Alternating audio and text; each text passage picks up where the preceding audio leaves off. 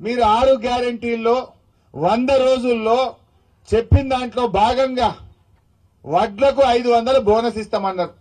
యాసంగి వడ్లు వచ్చుడు చాలైంది, కళ్ళాళ్లకు వడ్లు వస్తున్నాయి.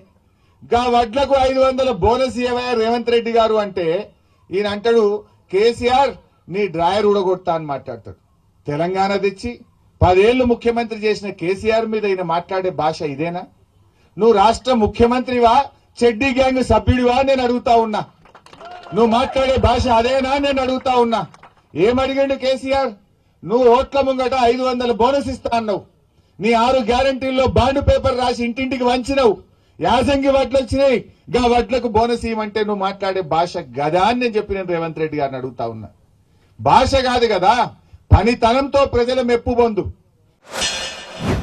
చెడ్డీ గ్యాంగ్ అంటే రాత్రి పూట చెడ్డీలు వేసుకొని దొంగతనాలు చేస్తారు. మీ పరిస్థితి ఎట్లుందంటే నువ్వు నీ బామ్మర్ది కేటీఆర్, ఇక కవిత, కేసీఆర్ ముఖ్యమంత్రి, ఆయన చెడ్డీ గ్యాంగ్ లీడరు, మీరు సభ్యులు ఆ దళంలా.